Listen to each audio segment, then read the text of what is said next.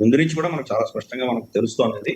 Sir in case అంటే రెండు సందేహాలు సార్. ఇన్ కేస్ కొమైనీ అని చెప్పేసి ఇరాన్ వీధుల్లో సివిలియన్స్ చాలా చోట్ల ఇరాన్లోని చాలా నగరాల్లో ర్యాలీస్ కూడా చేశారు. సరే ఆయన ఆరోగ్య పరిస్థితి కూడా అంతగా బాగలేదు, 86 ఏళ్ళ వృద్ధుడు అయిపోయాడు అండ్ పారాలిటిక్ కూడా అయిపోయాడు. ఆయన రైట్ హ్యాండ్ స్పష్టమైన సమాచారం ఉంది. 81లోనే అయ్యారు ఆయన. అంటే 45 ఏళ్ళుగా మోస్తూనే మొత్తానికి ఇస్లామిక్ రిలీజియస్ ఫండమెంటలిస్టిక్ అప్రోచ్ని ఇక్కడ దాకా తీసుకుంటూ వచ్చాడు. అండ్ ఇరాన్ ప్రజానీకం ఈరోజు కొమైనీ ఉండాలనుకుంటుందా, మళ్ళీ వెనకటి రాచరిక వ్యవస్థ రావాలనుకుంటుందా, లేదా ఈ రెండూ కాదు కొంత డెమోక్రటిక్గా ఉందామనే ఆలోచనలో ఉందా? దాంట్లో అన్ని విధాలైన ఆలోచనలు ఉన్నాయి ఆ దేశంలో. కానీ ప్రస్తుత రెజ్యూమ్ ని సపోర్ట్ చేసే వాళ్ళ సంఖ్య చాలా గణనీయంగా ఉంది. మనం బయట నుంచి ఇది చాలా క్రూరమైనటువంటి రెజ్యూమ్, దీన్ని తీసేయాలి మనం ఏమైనా అనుకోవచ్చు. స్త్రీల పట్ల ఇట్లా చేస్తున్నారు, అది చేస్తున్నారు. స్త్రీలే కాదు, అక్కడ అందరినీ హింసించారు. వీళ్ళు వాళ్ళని క్రిస్టియన్స్ హింసించారు, వాళ్ళు జ్యూస్ హింసించారు. యాక్చువల్గా చాలా మంది జ్యూస్ ఉన్నారు. మొత్తం గల్ఫ్ ప్రాంతంలో ఇజ్రాయెల్ తీసేస్తే ఎక్కువ మంది జ్యూస్ ఉన్నారు ఇరాన్ లో ఉన్నారు. అలాగే మనకు పార్సీలని హింసించారు, చాలా మందిని హింసిస్తున్నారు. వీళ్ళు వాళ్ళు లేదు, ఎల్జిబిటి క్యూని హింసిస్తారు, ప్రతి ఒక్కరిని హింసిస్తున్నారు. కాబట్టి ఈ రెజిమ్ చేంజ్ చేయాలి అని చెప్పి బయట నుంచి మనం ఏమైనా అనుకోవచ్చు. కానీ వాళ్ళ ప్రజలు ఏం కోరుకుంటున్నారు? ప్రజలు ఆల్రెడీ ఇంతకాలంగా వాళ్ళు రాడికలైజ్ అయిపోయి ఉన్నారు.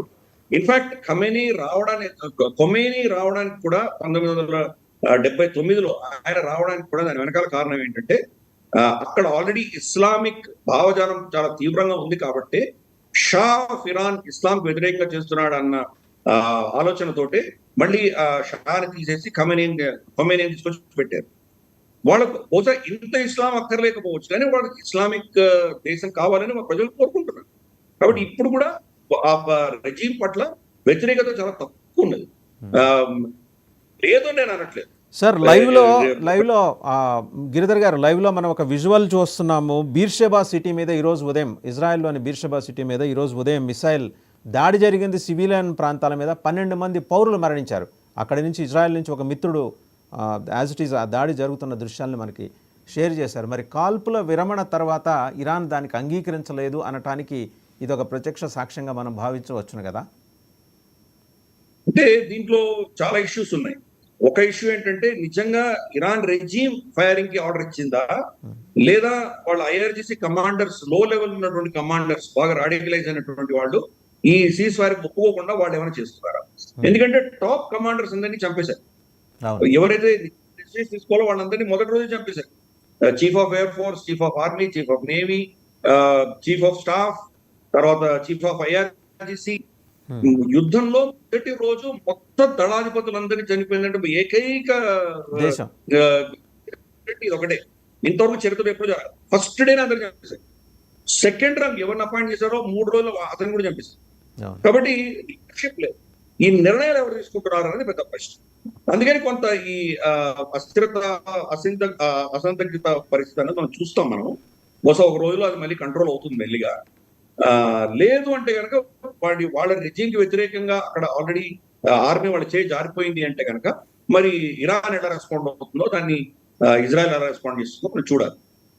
బట్ ఇది మోర్ ఆర్ లెస్ రాబోయే కొన్ని గంటల్లో స్టెబిలైజ్ అవుతుంది, కూల్ డౌన్ అవుతుంది అని చెప్పాను. పైపెచ్చు అమెరికా తోటి వాళ్ళు ఏం మళ్ళీ కొట్టట్లేదు. 2 దగ్గర కొట్టారు, సిరియాలో కొట్టారు, తర్వాత ఇక్కడ కొట్టారు, లో కొట్టారు, తర్వాత ఆగిపోయినాయి అవన్నీ కూడా. కాబట్టి ఇజ్రాయెల్ కూడా క్రమేపీ అది కూడా స్లో డౌన్ అయిపోతుంది. ఇజ్రాయెల్ మళ్ళీ తిరిగి కొట్టనంత వరకు అది స్లో డౌన్ అయిపోతుంది. వాళ్ళు ఏం చెప్పుకోవచ్చు అంటే, చూడ ఆఖరి బాంబు మేమే వేసామని చెప్పుకుంటారు, అంతకు మించి ఏమీ లేదు. అది ఒక సైకలాజికల్ వాళ్ళకు తృప్తి, అంతకు మించి ఏమీ లేదు అది. సో నేనేమనుకుంటానంటే దీనికి కంప్లీట్ గా ర్యామ్ డౌన్ అయిపోతుంది ఇది. ఎందుకంటే రెజీమ్ కాపాడబడాలి. ఒకవేళ దీన్ని ఎస్కలేట్ చేస్తే కానీ ఇంకా నెక్స్ట్ ఇజ్రాయెల్ వచ్చి ఇంకా రెజీమ్ చేయించుకోవడం.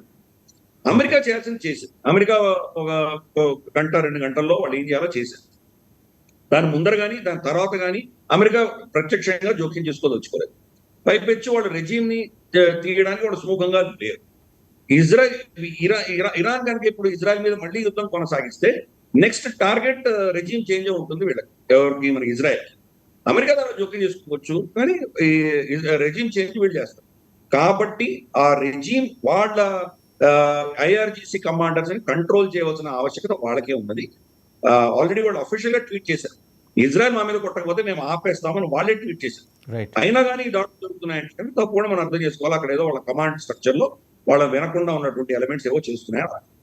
సార్ ఇప్పుడు ఖొమైనీ ఎక్కడ ఉండే అవకాశం ఉంది? ఎందుకంటే ఆయన పేరుతో